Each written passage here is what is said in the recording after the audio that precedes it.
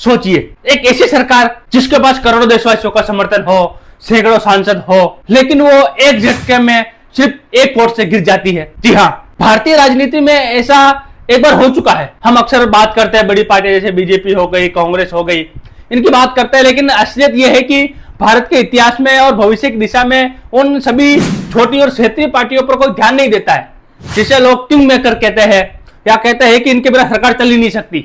उनकी तरफ कोई ध्यान देता ही नहीं है। तो आज हम इस वीडियो में उस डार्क और दिलचस्प पन्ने को खोलेंगे जहां पर सत्ता की चाबी बड़े बड़े नेता के हाथ में नहीं बल्कि छोटे छोटे नेता के हाथ में होती है, छोटे छोटे दलों के हाथ में होती है। तो आज आपको इस वीडियो में पता लग जाएगा कि बोले कैसे क्या होता है। गठबंधन की राजनीति सबसे बड़ा और हैरान करने वाला उदाहरण हमें 1999 में देखने को मिला था।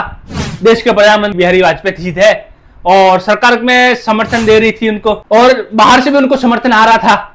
और AIADMK पार्टी जिसकी कमान जयललिता के हाथ में थी, और तमिलनाडु की ये सरकार उन्हें समर्थन दे रही थी। जयललिता और कुछ स्थानीय लोगों की मांग थी कि उन्हें वाजपेयी सरकार पूरा नहीं कर पाई, पर अपना समर्थन है, अगर कोई हमारी बात नहीं माने तो जयललिता ने अपना समर्थन वापस ले लिया और संसद में अविश्वास प्रस्ताव लाया गया कि भाई अब ये अटल बिहारी वाजपेयी जी को कहा गया कि भाई तुम अपना बहुमत साबित करो।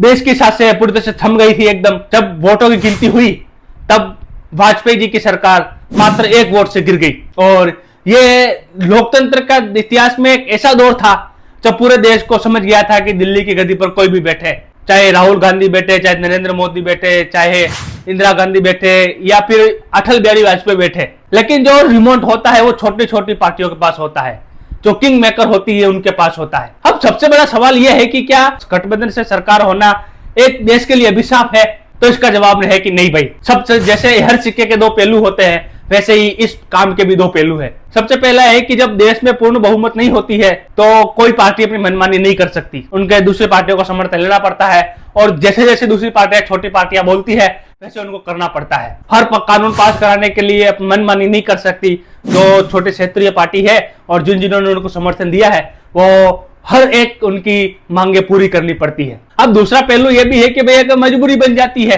गठबंधन सरकार में बड़े पैमाने पर जैसे आर्थिक फैसले लेने होते हैं तो वो नामुमकिन जैसा बन जाता है। जैसे भी मोदी जी की सरकार है तो 240 सीटें जैसी है, तो छोटी मोटी पार्टियों का समर्थन है, तो इससे क्या है कि वो कोई भी कानून जल्दी पास नहीं करवा सकती, और किसी और सहयोगी दल को पसंद ना आए, जैसे मान लो कुछ काम हो गया, ऐसे बीजेपी कोई काम कर रही है लेकिन वो काम नीतीश जी को पसंद नहीं आए, तो नीतीश जी बोलेंगे भैया मेरी बात मानो नहीं तो मैं अपना वापस खींच लूंगा। वहां चंद्रबाबू नायडू भी यही बोलेंगे कि ऐसा काम होना चाहिए।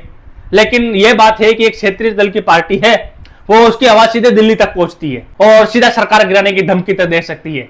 आसान भाषा में कहे तो पॉलिटिकल ब्लैकमेलिंग। तो दोस्तों, इतिहास गवाह है, भारत में पूर्ण बहुमत का दौर भी देखे हम लोगों ने कई बार। आधी सरकार इसकी है, आधी सरकार उसकी है, जहां क्षेत्रीय दलों की दबदबा भी देखा है। देश की किस्मत एक जब फैसला होता है तब एक मजबूत लोकतंत्र के लिए जरूरी है कि देश की सरकार है वो स्थिर हो और सबकी बात सुने। जैसे भी मोदी जी है 2014 से भी चले आ ही रहे हैं और 2029 तक रहेंगे, और शायद आगे भी इलेक्शन जीत के काम कर ले तो कहीं ना कहीं देश को एक मजबूत सरकार, स्थिर सरकार मिल जाती है। तो भी आपको क्या लगता है, देश के विकास के लिए किसी एक विशेष पार्टी को पूर्ण बहुमत वाली सरकार अच्छी होती है या फिर गठबंधन वाली इंडिया ब्लॉक जैसे गठबंधन वाली सरकार वाली पार्टी अच्छी होती है? आप अपनी राय कमेंट बॉक्स में जरूर दीजिए। वीडियो पसंद आई हो तो लाइक, कमेंट, शेयर और सब्सक्राइब करना बिल्कुल ना भूलें।